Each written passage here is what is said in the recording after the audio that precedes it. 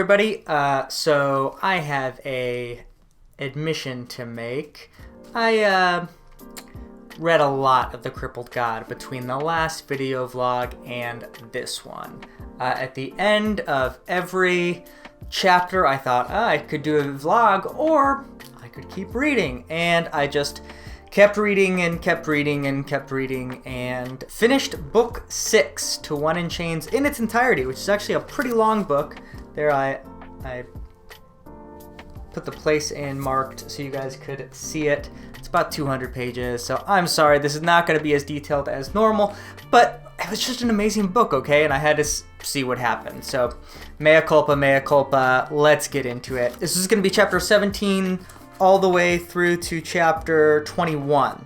And I'm not going to go through chapter. I just went through each right now and took some notes of things I wanted to talk about. So again, because it's so much, I might miss some, but I'm sorry. I think we have to do this to keep it relatively brief. Bone hunters, still in the glass desert, suffering a lot for obvious reasons, and I wanted to talk about one of the most touching scenes in this book when they finally meet up with the snake, and that is where we left off last video vlog. It's this beautiful moment where I think it's Fiddler first see the children coming and just immediately offer them, despite the fact that they have like no water, they're already drinking their own piss and a lot of really gross stuff. They're dying slowly in this desert, but immediately when they see the kids, they don't hesitate.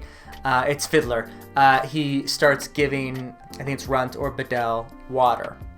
And then his scouts that have been with him, the young Burned Tears, also do the same thing, immediately offering water to these dying children, even though it means that they themselves will die faster. And it's this beautiful scene that is contra to everything we have seen in this novel, not even this novel, this series, right? Going back to Dead House Gates, history is all encompassed in these words, children are dying. Obviously, the terrible crime of all those thousands of children being crucified in Dead House Gates. We remember what happened to Harlow, I think is his name, the kid in Toll the Hounds, who is mistreated, and children just throughout this series are mistreated and abused and looked down upon. And in this one scene, we see the utter virtue of caring for children above yourself. And it's in contrast, stark contrast, with what happened with Tool's children when Mappo and the Trigal Trade Guild people and Setok and all these people abandoned the children for their own ends and to save themselves in an equally desperate situation. So I think it contrasts that earlier decision and makes it even more unpalatable compared to what our heroes did here. And it just really ingratiates us with the Bone Hunters even more and really see their great virtue. And it's just a beautiful scene. Then of course we have the opposite side of that, which is Blistig, who's really sort of lost all nobility that he had at one point and starts a mutiny to the point where he's killing people like Lieutenant Pors, although I think he's going to survive because we have that whole thing where he's getting worked on by the Tilanamas. He tries to steal water that's not there, it's been given to the children. So finally see Blistig does commit that mutiny. He gets basically like arrested and like he has this weird beat him up time with Kindly, but he's shown to be the weakness in humanity in this just utterly despicable man at this point. But he was at one point, if you remember, virtuous. He was like our one good fist. So a little sad to see that finale, but honestly at this point I'm kind of like, it's about time, and I was a little sad that they didn't like execute him and have justice be shown there. We need to talk about finally seeing Kalam back. I was beginning to think that was a thread that was just going to kind of go off into the ether. I've heard that a lot of threads aren't perfectly finished by Crippled God from other reviewers or people in the community, which I'm fine with. I think that fits within the tone and storytelling of Malazan, but I thought that was going to be one of them. That Kalam survived, he's in an Azath house, and something, happens to him and his story isn't over, but we don't know about it. But he's here. Quick Ben goes and finds him with Minerva. Is that her name? I think that's McGonagall's name. It's not Minerva. What is it? Minala. They come and resurrect Kalam or wake him up, and they are going somewhere. It's interesting, this whole scene takes place in italics, which I think generally is meant to convey that this storyline is not necessarily taking place in the same timeline as like the main story you've been listening to.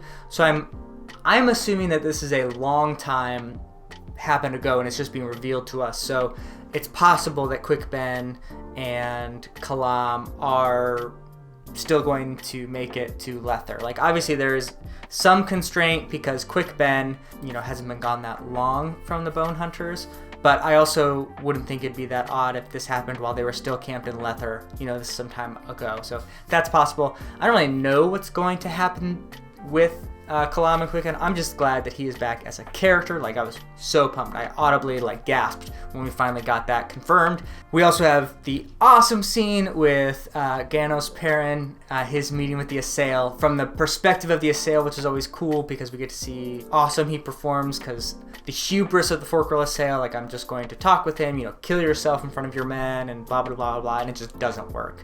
Oh, it's so great to see him it's so satisfying because we've been with him for so long. We've seen him literally from when he was a child at the beginning of Guardians of the Moon to now this all-important person that all of these events spiral around and standing up to this Forquil Assail. It's a great scene. I love those kind of scenes. We hear that they are fighting the Forquil Assail. They are winning these huge numbers of watered, which are the ones with Forquil Assail blood, but watered down. But now more of the legions of the more pure and stronger Forquil Assail are coming against them. So, and it sounds like they're preparing another Warren to travel away from them, but they can't get any closer to the Spire. So we still don't really know what his plan is. We don't know if the Perrins are actually in league with each other. I think it'd be kind of crazy if Tavor and Ganos were communicating and planning this all, because we haven't had any hint of that, but it would also be kind of crazy if they weren't. It's going to be interesting to see if they ever meet. The Shurk and Felash and Hood on the Death Ship is still just going. The really only update we had there was a good conversation between Hood and Shurk about death itself, but then we get this great confrontation with a ship of Forquil Assail, where again these Forquil Assail, full of hubris and pride, get killed by the Handmaiden, who we learn the reason she is so powerful and so good at fighting and all of this stuff. They are Segula. We have a brief reference to Queen Abrastal, her will getting them to remove their masks. So that was a really cool, just small revelation that doesn't have a huge impact on the story itself, but it's just a really cool revelation because we have so much from the Segula from back in Memories of Ice.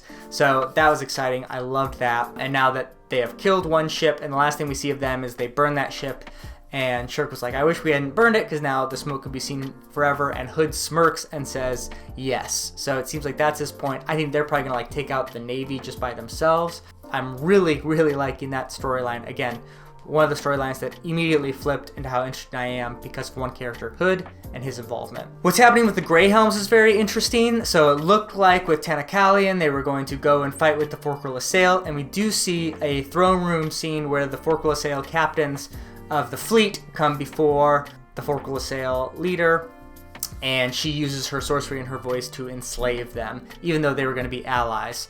Consequence of this is that when we see Setok finally come into the Greyhelms, she actually wrests control of this legion from Tanakalian, who was in his pride wanting to take over and deliver them to the Forquil Assail. And now it seems like they're just a chaotic element in this whole stew of crazy ingredients and groups that is happening, because now the wolves are full of rage for what the Forquil Assail did to their captains, but they don't want to side with the Crippled God and humanity. So I guess kind of like animals in general, so I guess this makes sense. They're just a chaotic element in this, and I don't know which way they're going to fall and what they're going to do in the ending, but I love this sort of huge unknown with this group. I should probably mention Kilava and Gruntle. I think that's the end of that storyline since Gruntle has died. He attempts to close the gates. He does kill a dragon, which is pretty awesome, but Kilava, while he's fighting the dragon, attacks him from behind, and he's eventually killed by the sorcery from the dragon before it dies from its wounds that Gruntle gave him. So there's some respect from Kilava and even the dragons towards Gruntle, but he dies, and his story really is a sad one of resignation, of failure. He wasn't able to stop what was coming, and he really fell prey to bloodlust, and it's sort of the end of this desire for war and where it brings you to this destructive end. Not my favorite storyline in the whole book. I think it's mercifully brief every time that we jump into it. I think it's over now. We'll see if it has any larger possibilities, but I don't think so. It also appears that the dream world where the Imas were for a little while is now destroyed by these dragons that are coming. At least that's what I assume happens. And now we need to go to Carthanas and talk about just the amazing battle there. I mean, the battle on the first shore, every time I've talked about it, it gets even better, even better, even better. It's phenomenal. It is now definitely, I think, in my top 5, potentially top 3 battles in the whole series. And it is incredible what Erikson has done with the Shake, because I have to say, and one of my commenters said it in one of my previous videos, from Reaper's Gale, where that is one of my least favorite and least interesting storylines, to Crippled God, where it is just like the cream of the crop. Like right now when I think of Crippled God, I think of that shore fight. Like that is the best part of this so far. I haven't gotten to the end, obviously, but just an incredible piece of writing, incredibly moving, incredibly powerful, and like from just like a fantasy awesomeness perspective, like there are dragons and Tistan D and humans and sorcery and Tisleosin and Soul Taken, and there's just all this stuff that happens in this one spot for the survival of this whole realm. Fantastic. Jan and Yadan went again from like least favorite characters to like some of my favorite of the whole series, especially Yadan. His change from gruff guy who killed all the witches to guy who held the breach basically on his own with this awesome laughing Hustord. Incredible. Loved it. His death was so moving, and that it was to the dragon, I forget his name, the Soul Taken that we had been seeing from the Leosin side this whole time, was poetic, that they killed each other. These two virtuous commanders in the midst of chaos actually killing each other. That Jan survives and her just utter like despair. Just an incredible, incredible scene all the way around. Oh, and the like I am Spartacus moment, or like my friends you bow to no one from Lord of the Rings moment, where all the Tist and D bow in front of the Shake. Like so heartwarming, incredible. Just that whole sequence is great. The sad part, of course, is Sandalath Drew Corlat basically like loses her mind while she's on the crown, and some of that despair, because she's the queen, starts to infect the Eliant, specifically Solana, who starts bringing all the other Soul Taken under her command, and there's this really like tense moment where you think, oh, this is all going to be lost because of this madness. And Namander comes in, and he doesn't really have the will, which is sad because you're thinking like, okay, now he's really embraced his Anomander Rake side, but then in that moment you see he's not Anomander Rake, because Anomander would have just like Dragnapur'd her right away. But maybe that's why Namander is a better leader. I don't know. But eventually she returns poetically and sadly to being a hostage, and it's again sort of poetic if in a very tragic way, because she's a hostage only in her mind, and she has put herself there. But she does release Solana, and that allows her to bring the dragons to the first shore where they're able to finish off the Tisleosin. So an incredible end to that storyline. Sad in the Drew Corlat sense, especially because Corlat feels like a failure next to her, and Corlat is one of my favorite Tist Andi from way back in Memories of Ice when we get to know her. But the whole Carcanos thing is amazing, and before Crippled God, I was so uninterested in the Carcanos trilogy. Not uninterested because I trust Erikson to tell a good story, but like that isn't really where I want to go. And after this book, well, I haven't finished it, but in this book, it has just made me so interested to get to that trilogy and see the background of more of this. And now finally, at the end of book 6, the end of chapter 21, we finally get the Bone Hunters gaining salvation in the Glass Desert by using the dagger that Mael, or Bug, gave way back at the beginning of Dust of Dreams. I had completely forgotten about it. I was actually thinking Erikson is just going to kill everyone. I was devastated and like ready for that. But apparently the blood of the adjunct as a sacrifice into the desert created the water. And it makes sense, obviously, because Mael is the god of the sea, so maybe he's able to resurrect the basin, the ancient basin. it could be that it was a deal they're being made with the god of the forkless sail, because we learn, I should have mentioned, I was wrong in one of my other videos when Mappo says that it is a fallen god that created the glass desert and is now Ada Ivers on the land. It's not the chained one, the crippled god. It's actually the god of the forkless sail that they brought their own judgment upon. We learn that in these chapters. Someone pointed that out to me in the comments that I got that wrong before, but actually we don't get that revelation until these chapters. So I don't know if maybe a deal was struck with that god and the power that they had there caused, the alliance between him and Mael caused this, but they now have water and they're obviously going to survive and make it to Kolans. I'm not sure why she waited so long. It might be part of the thing that what Bug said, you need true desperation, and that was true desperation, and maybe the one more night thing was like, we actually do need to get to that place where there's real desperation, and maybe that was triggered by the Blistig mutiny, and that's why that was important.